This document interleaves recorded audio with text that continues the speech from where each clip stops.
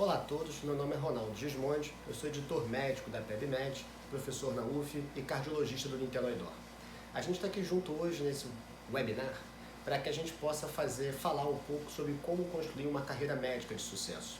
Quando vocês se formam médicos e estão se projetando para, fazer consultório, trabalhar em hospital ou empreender, há muitas dúvidas no começo da formação de quais os passos necessários para alcançar o sucesso.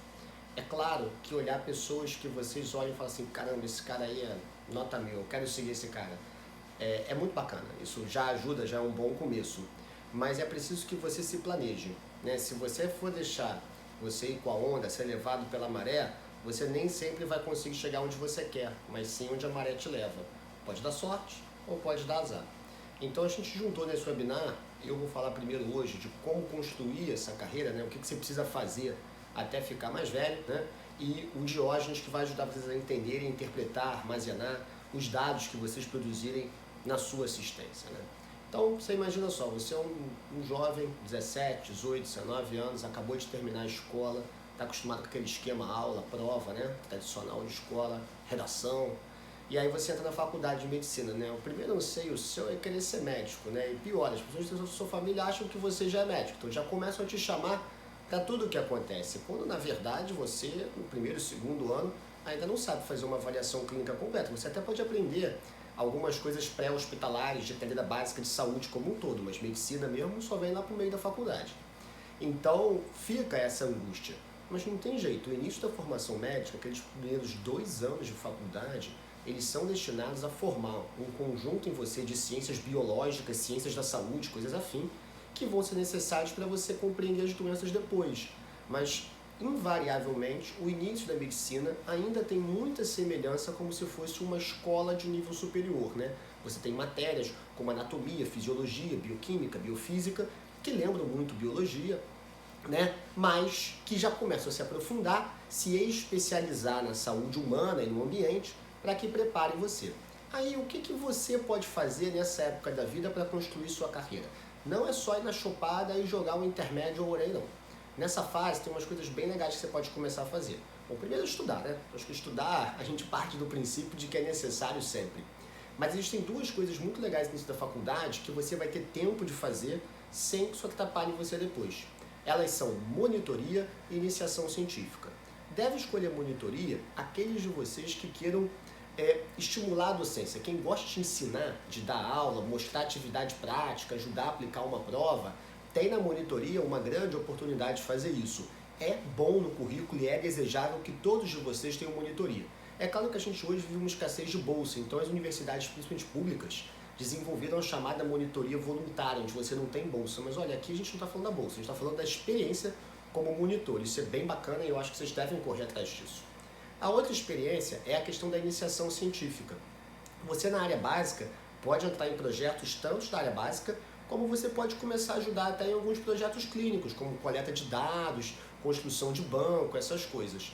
Então essas 2 atividades, e as 2 podem ajudar quem tem dificuldade com a renda a ter bolsa, as 2 são bem bacanas e eu acho muito importante que vocês façam nesses primeiros 2 anos de faculdade. É algo que vale a pena você separar um pouco do tempo para fazer. E aí, em muitas faculdades, ali na meiuca, do 2º para o 3º ano, você começa a ter aulas de epidemiologia e bioestatística. É comum que o estudante de medicina torça o nariz quando ouve falar dessas matérias. Tem muita matemática, elas são complexas, né? Trabalham às vezes muito com coletividade, não com individual. Mas eu vou dizer a vocês, epidemiologia e bioestatística são fundamentais para qualquer médico em qualquer especialidade. E dos vários conteúdos que eles vão te ensinar, eu destaco 2 que eu acho que vocês têm que estudar para levar para frente. O primeiro é o desenho dos estudos. Então, quando eu tenho uma hipótese, eu quero testar um teste, a relação entre um fator e uma doença ou o efeito de um medicamento, eu preciso saber o desenho clínico que é mais apropriado para aquilo. Se você não fizer isso, você nunca vai conseguir interpretar o dado mais recente. Você vai sempre depender que a pesquisa seja feita, alguém interprete e você lê a interpretação da pessoa. Não é o ideal. O ideal é que você seja capaz de interpretar criticamente. E isso começa aí, no desenho de estudo. Além disso, é bacana na estatística que você conheça um pouco da interpretação dos resultados. Por exemplo, a gente fala muito da significância estatística, né, do valor P, né, que é a chance daquela diferença que você encontrou ser devido ao acaso. Todo mundo fala, se o P é menor do que 0,05, tá ótimo. E tem gente que acha que o P menor do que 0,01 é muito melhor. Apenas quanto menor o P, menos chance daquilo ser devido ao acaso. Mas não quer dizer que o efeito é melhor ou maior. Para você ver o efeito de alguma coisa, você tem que ver coisas como razão de chances, número necessário para tratar. Esse tipo de conhecimento vem de bioestatística. E aí, às vezes, chega lá um interno, um residente, e não consegue interpretar o estudo dele. Então, epidemiologia e bioestatística devem, ali entre o segundo e o terceiro ano, estar sendo dada para você na faculdade e você deve dar uma atenção especial a essas matérias. Aí, você vai para o ciclo clínico, né? Em geral é o terceiro, quarto ano de faculdade, em algumas faculdades começa no final do segundo ano. Qual é o ponto central do ciclo clínico? É formar médico, tá? Então, acima de tudo, você vai ser médico, há um conjunto de conhecimentos que a gente espera que todo médico tenha, né? Que envolve as doenças mais comuns, as principais urgências e emergências, os procedimentos básicos, isso todos vocês, quando formarem, devem saber. E vocês só vão saber isso estudando e praticando. Até aí, não tem nada demais. Mas aqui você vai ter que fazer algumas atividades complementares. Por melhor que seja a sua faculdade, não há nada perfeito. Então nenhuma faculdade vai te ensinar tudo o que você precisa. Até porque é aqui que começa o direcionamento. Tem duas situações. Você tem um estudante que ainda não sabe o que quer da vida. O estudante que não sabe o que quer da vida, eu sugiro experimentar um pouco de cada coisa. É experimentando que você vai sentir aquilo que você tem mais ou menos afinidade por você e aquilo que se adequa aos sonhos que você tem, ao mercado onde você está, a cidade que você mora, né? Então essa adequação vem da experimentação. Se porventura você já entrou na faculdade com uma certeza do que quer, ou no início já conseguiu identificar uma aptidão ou uma coisa, você pode começar a dar vazão a isso. Não é que você vai se formar outro especialista agora não, é que você vai dar os primeiros degraus para 5, 10 anos depois ser o especialista ou estar focado na área que você imaginou. Então, quais são as atividades, além de estudar as coisas que a faculdade te ensina, que são importantes? Então, na formação médica propriamente, os estágios são muito importantes, né? Então, quando você está, principalmente no quarto ano, até mais do que no terceiro, você tem que começar a ter uma vivência fora da faculdade. Isso, antigamente, era feito de modo voluntário, a gente acompanhava médicos mais velhos no plantão. Hoje em dia, com a lei do estágio, na maioria das vezes você acaba tendo que fazer uma prova de admissão, daí a importância de você estar estudando. Então, essa questão do estágio, ela é importante. No quarto ano, eu acho que é bem bacana e eu diria que no quinto ano é fundamental, tá? Ter uma vivência fora do seu ambiente, até para você começar a ver modelo saúde pública, saúde suplementar, as regiões, nível primário, nível secundário, nível terciário, um grande hospital, um posto de saúde, que são coisas que você vai ter que ver para ter a experiência de estar naquele local e para reconhecer as coisas que você mais gosta. Se você escolheu monitoria e gostou da experiência de ensino, no ciclo clínico você tem diversas oportunidades de fazer uma monitoria numa área que você gosta. Você vai aprender mais sobre aquilo e vai começar a aprender um pouco sobre as técnicas de estudo. Se você gostou de iniciação científica, aqui está um ótimo momento para você se tornar um bolsista. Entidades de fomento como FAPERJ, FAPESP, o CNPq, mesmo sabendo que a gente agora passa uma fase difícil, tradicionalmente tem bolsas de pesquisa, as próprias universidades têm. Então, para quem gostou de ser pesquisador, aqui é a hora de ir para frente. E aqui pode surgir a primeira semente. Se porventura você acha que você quer ser pesquisador, é um bom momento aproveitar uma faculdade que tem um programa chamado MD-PhD. É um programa em que você começa um projeto de pesquisa ainda na faculdade e logo que se forma você faz o doutorado, deixando a residência para depois do doutorado. Esse tipo de formação, que é muito comum nos Estados Unidos e em alguns lugares da Europa, ele é para aquele de vocês que quiser ser pesquisador. Então fala assim, poxa, eu quero ser pesquisador, quero muito isso, esse é um caminho ótimo. E aqui também você começa, ou deve começar a pensar um pouquinho, chamado fora da caixinha.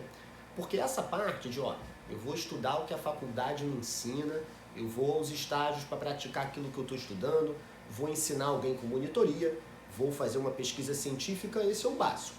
Mas aqui você tem chance de desenvolver outras habilidades.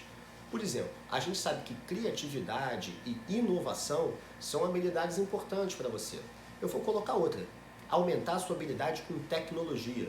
Você sabe usar a tecnologia a seu favor? Mas você domina outras línguas? O inglês, ele é uma língua fundamental na medicina. Praticamente todas as publicações do mundo saem em inglês, inclusive as publicações brasileiras, para quem tem alcance internacional, a gente sempre tem que traduzir. A maior parte das revistas nacionais publicam em inglês. Então saber inglês, especialmente saber ler inglês, que é bem mais tranquilo do que falar ou ouvir, é uma coisa que vocês têm que saber. Então quem entrou ali no ciclo clínico e não sabe ainda falar inglês, é hora de aprender. Não tem jeito. E aí o que acontece? Como é que a gente estuda alguma coisa, né? Há dois métodos que eu acho que são bacanas e que podem ajudar você no processo de estudar medicina. O primeiro é a sala de aula invertida. Toda vez que você estuda um assunto e vai para a aula, aquele rendimento seu aumenta muito e diminui seu tédio na aula também. É muito difícil hoje para a gente que dá aula ganhar do celular. É uma competição, é de covarde a competição. Como é que a gente, professor, vai ganhar de um celular com WhatsApp e Instagram? Difícil pra caramba. E aí a gente tem que, enfim, ter várias formas de interatividade, metodologias ativas. A sala de aula invertida é só uma forma de você estudar antes de ir para a aula que é muito bacana. E a segunda é que você tenha pelo menos parte do conteúdo baseado em problema, o chamado Problem-Based Learning, em que você, não precisa ser a faculdade toda, mas um bom pedaço é bacana porque é vendo os casos da vida real que você estimula o seu raciocínio clínico, você consegue formular hipóteses, saber dos testes que são mais apropriados, porque mesmo que você não saiba uma doença, se você sabe o melhor exame que você tem que pedir, você vai chegar lá. E você conhece também as principais formas de tratamento. Nessa fase da formação, em que você está ali na meiuca da faculdade, o livro-texto é a sua base, tá? Então, tem muita apostila. Se a apostila for bem escrita, vai embora com ela, porque ela pode ser um grande resumo do livro, mas não fica preso só ao caderno, não. O caderno é um pedaço do conteúdo do que cai na sua prova. Quem disse que isso é o mais relevante para a sua formação? Por exemplo, o CR, né, que é o seu coeficiente de rendimento, em algumas faculdades dão desconto, nas outras dão um plantão melhor no internato, mas olha, eu depois nunca mais usei o meu CR para nada, tá? Então acho que o CR não é o mais importante. O mais importante para vocês é a formação, de verdade. Nenhum hospital vai te contratar baseado no seu CR, de verdade. Não vai mesmo. Então o livro-texto, ele é a fórmula. Acho que o aluno de terceiro e quarto ano pode até conhecer o artigo científico, pode até conhecer sites especializados como UpToDate, mas não deve ser sua formação principal. Quem vai usar mais UpToDate e artigo de revisão é o interno e o residente. Esse cara, ele precisa não só ter um conhecimento básico, livro-texto, como ele precisa que isso seja atualizado. Então, quando você lê um artigo de revisão ou você lê um site que resumiu isso para você, você já começa a ter condições de se manter mais atual. E aí, esse interno e esse residente, depois que tiver atualizado, ele vai ter dois caminhos, ou duas coisas a colocar no seu dia a dia. Um é ler site de notícia médica. Eu convido vocês para ler o portal. No portal a gente atualiza você com 6 a 8 reportagens diárias, para saber o que tem de mais novo. E aí começar a ler os últimos artigos que saíram, porque depois, no fim da residência, você já consegue fazer melhor uma leitura crítica, né? Então ler aquele resultado e saber se aquilo que está escrito já é aplicável na prática, para que população você pode aplicar aquilo e tudo mais. E aí, falando um pouquinho mais sobre essa questão do aprendizado e das coisas, eu queria falar com vocês sobre a questão da tecnologia no ensino médico, né? O que acontece? Não há como você ser um alienado computacional. Se você acha que vai formar médico só lendo livro-texto, sua prática vai ficar muito prejudicada, mesmo que você vá para o interior do país ou para uma área remota. Você precisa saber navegar na internet. Toda a informação médica hoje a gente acessa via internet. Conto no dedo que ainda assina uma revista científica e lê um papel que chega. É claro que o livro é gostoso, né? Tem aquele cheirinho de livro novo, aquela coisa boa, mas a despeito disso, as coisas estão. E aí você saber usar um livro em PDF, ter um leitor de livro que é um e-book, vai junto. E se você usa a internet, você tem que saber onde achar a informação. O médico formado não deve ficar usando o Google como ferramenta principal, porque vem muita contaminação de sites para público leigo, né? Você tem que saber aonde ir. Então, para o médico, você entrar numa base de dados que reúne revista científica ou um serviço que venda isso para você, tem vários no mercado, ele é muito importante. Então, por exemplo, o PubMed é a principal base de dados porque é americana, tem as principais revistas. Tem a Cielo brasileira, tem a Embase americana, e aí você tem um monte de site que vende esse tipo de serviço para você e vocês têm que saber mexê-los. E aí, escolher um site para se atualizar, tem o nosso portal, eu mais uma vez convido a vocês. E existem umas habilidades em informática que eu acho muito desejáveis. Lembra daquele papo do pensar fora da caixinha? Se você por acaso veio do segundo grau ainda sem uma habilidade muito grande em informática, eu acho que é bacana ter. Na internet, foi o que eu falei, fundamental, não pode faltar. Mas além da internet, eu acho que você também tem que ter na sua formação básica editor de texto. Então todos vocês vão escrever documento, nem que seja monografia para faculdades, trabalho médico, tem que saber usar um editor de textos qualquer, usar uma planilha, um pouco menos importante que o editor de textos, mas para quem vai fazer pesquisa científica é fundamental, e a apresentação de slides, né? Todos vocês, do início ao fim da faculdade, na residência, vão apresentar casos, sessão, trabalhos. Então, se você consegue transmitir a informação melhor, aquilo qualifica muito o que você está fazendo. E aí, o que acontece? Depois dessa fase, você vai para o internato, né? Aí chega no internato e fala, caraca, o que eu vou fazer, né? Você vinha de uma época no ciclo clínico em que era uma porção de aula com um pouquinho de prática. Aí no internato inverte, é uma porção de prática com um pouquinho de aula. A ideia do internato é que o interno, ele acompanha o residente, né? Então a gente, principalmente na universidade que eu trabalho, na UF, a gente tem muito esse modelo em que o interno, ele vai aprendendo ao residente como é. Só que o residente já tem responsabilidade, já é um médico formado, tem um volume de trabalho maior, e o interno vai aprendendo aquilo para justamente quando ele for residente, ele ser capaz de dar conta dessas coisas.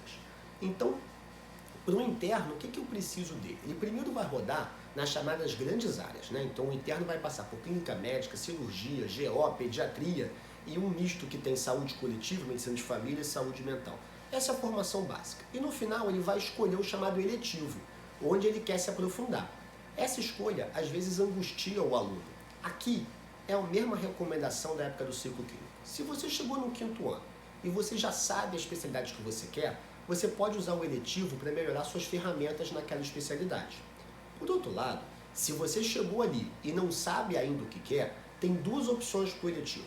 Fazer uma formação que você não fez. Por exemplo, se você nunca deu plantão fora, você rodar numa emergência ou num CTI pode ser um plantão like. Você ali vai ter as vivências que você teria, só que na rotina. Além disso, pode ser a chance de você conhecer as especialidades que você quer e que estão deixando você em dúvida. Você não precisa de cara escolher uma especialidade final, você tem que saber qual acesso direto você vai fazer. Se é clínica, cirurgia, se é uma mini especialidade daquelas que tem acesso direto ou o que é. Mas você pode ir direto para lá, tá? Então essa escolha do internato é extremamente importante e a gente deve levar ela adiante. Então, quando você está no internato e você está estudando, enfim, sua formação, o 6º ano é uma época de muito estresse, né? Você no 6º ano tem a chamada residência médica. Eu ouço alguns internos falando, não vou estudar para residência não, que eu quero fazer minha formação. Cara, eu vou dizer a vocês, a formação acaba na residência. Então, se você não passar por uma residência boa, você pode atrapalhar a sua formação por melhor que a faculdade tenha sido. Então, o que eu devo dizer a vocês é que vocês têm que se esforçar para tentar fazer a formação médica, e aí o 5º ano do internato é especialmente importante, associado a estudar para residência. Não tem jeito, gente, é uma época de dedicação especial, mas esse paralelo é muito importante, tá? E aí, use o 5º ano, que é o primeiro ano de internato, do seu estágio fora, para as atividades extracurriculares, e deixe o 6º ano para fazer o internato com o estudo para a residência médica. Esse binômio é muito importante. E aí, onde que eu faço residência, né? Você tem que ver o seguinte, onde são os bons hospitais? A residência depende muito dos bons hospitais, né? Um hospital que funciona bem, que tem diversidade de caso clínico, que tem um staff que te acompanha, esse é o local para fazer. Os hospitais universitários costumam ser os hospitais mais comumente usados, já tem uma tradição de ensino importante, mas tem muito hospital que não é universitário que tem residências excelentes. Por exemplo, aqui no Rio, as residências cirúrgicas em alguns hospitais federais são, incríveis. Então você tem que ir conhecer, saber aonde que aquele local tem um volume de doente bom, um staff que te dê atenção e que acompanha você. Eu acho que na residência médica, assim como na faculdade você fez formação complementar, na residência também tem que fazer. Se você fizer só a residência, você vai ficar muito viciado naquele mesmo modelo de atendimento. A não ser que você tenha uma residência que leve você para vários locais diferentes. Mas, por exemplo, quem faz clínica comigo lá no hospital da UF, vê muito paciente de nível terciário e no hospital público, mas às vezes sente falta de uma alta complexidade em terapia intensiva, sente falta de um nível primário. E quando você vai trabalhar fora ou faz uma rodada fora na sua residência, então a rodada eletiva da residência ajuda muito nisso, você complementa a sua formação. É claro que a gente sabe que algumas pessoas vão ter que dar plantão para ganhar dinheiro, então vai onde paga mais. Mas para a formação, a minha dica não é ir onde paga mais, é trabalhar fora nos melhores hospitais. Então, por exemplo, quando eu era residente, tanto de clínica quanto de cardiologia, eu optei por trabalhar fora em terapia intensiva, numa área que eu gostava, e eu achava que para mim, como clínico, aquilo melhorava a minha formação. E na época eu não escolhi os hospitais com o melhor salário, eu escolhi os hospitais que tinham a melhor medicina e staffs capazes de me ajudar. Então eu usava um plantão com a rotina, eu usava um plantão fora para aprender. Era engraçado porque às vezes quando ofereciam um plantão para mim, às vezes um dos fatores que fazia eu decidir ou não dar o plantão não era nem só o cansaço, era quem estava comigo de plantão.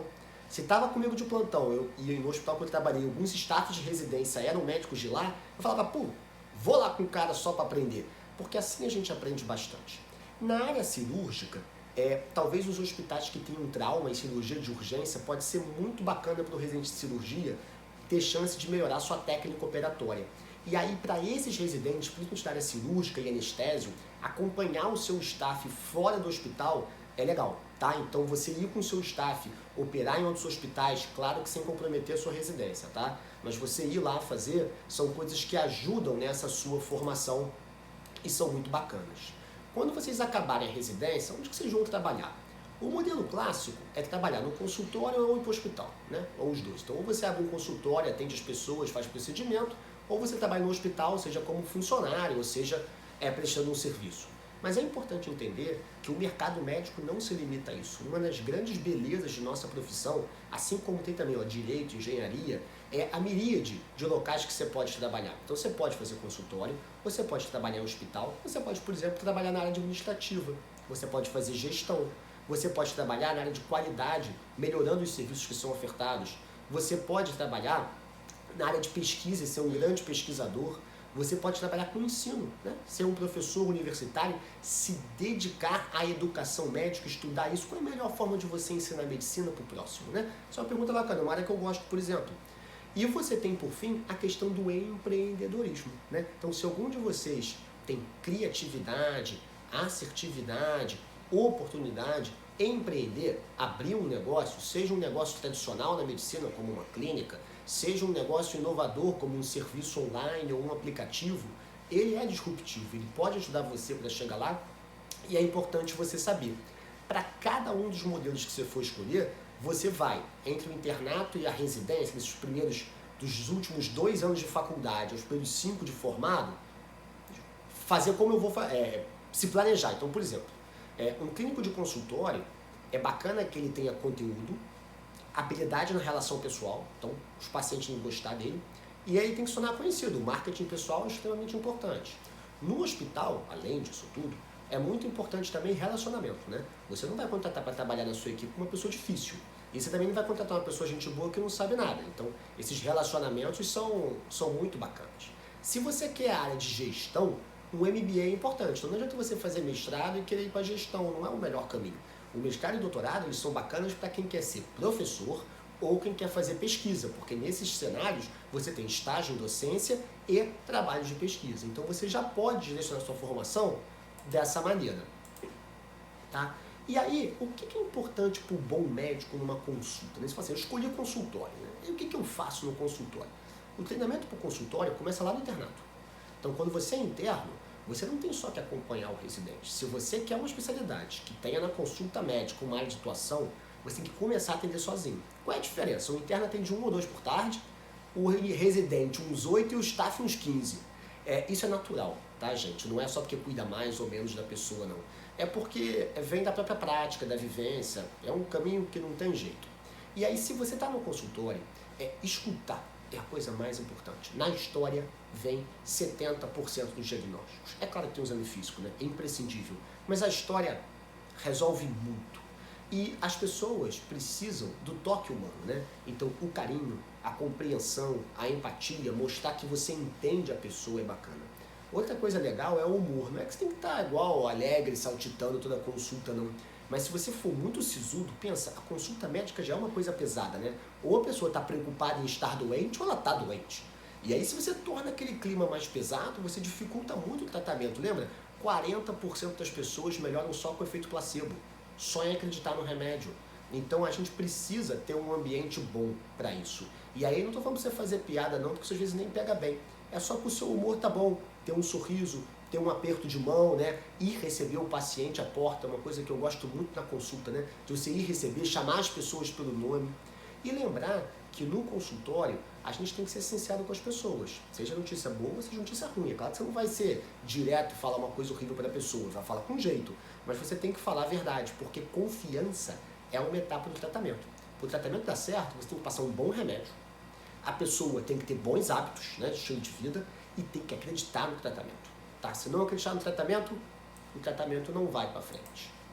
E aí, se você pensa em, além do consultório, trabalhar no hospital, além dessas habilidades de atendimento, porque esse atendimento pode acontecer em qualquer cenário, eu brinquei que é na consulta, mas em qualquer cenário, você tem que ter um pouco também de alguns comportamentos que estimulem vocês a melhorar o seu ambiente de trabalho. Né? Então, no hospital, a grande questão é a coletividade, porque você presta um serviço que não é só você, são várias pessoas prestando, e você trabalha com uma equipe muitas vezes multiprofissionais. Então, primeiro, você tem que ter conteúdo. Né? Então, sabe aquela formação médica que a gente falou lá no 5º, no 6º ano? Tem que ter. Você tem que se formar bom médico para ser bom. Se você for um cara ruim, não vai ter espaço para você. Segundo, você tem que ser tecnicamente bom. Então não adianta ser conteúdo teórico, não. Por isso que a gente pratica. Não adianta ter boa nota, não adianta só ler teoria. Você tem que saber aplicar aquilo. A inteligência vem não só da memória, de saber as coisas, mas sim de essas soluções para novos problemas. Tem que ter isso. E no hospital, relacionamento é a palavra-chave. Esse relacionamento exige que você às vezes ceda. Jogo de cintura. Às vezes cobre a pessoa. Assertividade. Saber lidar com a adversidade. Ter resiliência. E ter bom senso para as coisas, tá? Isso é fundamental para a sua carreira dar certo numa empresa médica, num ambiente desse. E por fim, você tem que cuidar de você. É isso mesmo. Por exemplo, eu sei que não é legal, mas pensa só. Imagina se você tivesse um cardiologista, né, que nem eu faço, e o cardiologista tá ali fumando, acima do peso, matando um churrascão na churrascaria. Né? Como é que ele vai convencer o paciente de que nada disso é saudável? É difícil, né? Não é um cenário fácil. Então, o médico, ele tem primeiro que estudar. Né? Então você tem que separar um tempo para você conseguir estudar. Isso é fundamental. Infelizmente, a gente não vai trabalhar só de 8 às 5, de segunda a sexta. Mas isso não pode ser sua vida toda. Né? O primeiro passo, aquilo que eu digo assim, o must not miss, é atividade física, não fumar e limitar a ingesta de álcool, tá? Então, ser saudável. Até para você viver mais e melhor, né? Não falta evidência para isso. Segundo, você tem que saber tecnologia. Lembra que a gente falou disso lá atrás? Saber falar inglês, saber pesquisar a literatura médica na internet, saber usar uma planilha de texto, né? Usar um slide. É uma coisa bacana, desenvolva essa habilidade, não fique com fobia ao computador. Você também precisa ter comportamento. Esse é um dado incrível. Eu sei que faculdade é época de se divertir. Divirtam-se, né? Vocês jovens têm idade para isso, mas a imagem que vocês constroem é que vão levar de vocês. Vocês terão amigos que são ótimos, mas que talvez você não vá se consultar com eles. E vocês terão pessoas que às vezes não são tão amigas, mas que você sabe que são ótimas e você vai acabar indo. Então a imagem é muito bacana, tá bom? Então fica atento às coisas que você fala, às coisas que você publica, mídias sociais, saber se comportar nas mídias sociais é um must not miss desse século que a gente está vivendo. Saber separar a página profissional da página pessoal. A gente tem várias dicas lá no site da PEB para você sobre isso. E principalmente, recarregue a bateria. A maior parte dos médicos sofre uma pressão muito grande por burnout, né? Então tem mais trabalho, é um trabalho muito sério, você lida com a saúde das pessoas, então é um trabalho imprescindível, mas que cada vez tem mais volume, mais cobrança e piores condições. Então isso leva ao estresse, estafa. E você precisa recarregar. Cada um de nós tem uma forma de recarregar diferente. Para algumas pessoas é uma boa noite de sono, para outras é uma diversão com os amigos, para outra vai ser uma aula de yoga, de música, uma atividade física, mas vocês têm que se divertir para saber recarregar a bateria. Eu queria agradecer a todos vocês pela audiência. Quem quiser falar comigo e com a PEB, a gente está super à disposição. A gente tem um portal que eu convido vocês a conhecerem, www.pebmed.com.br, e não deixe de interagir com a gente em todas as redes sociais. Um abraço e até a próxima.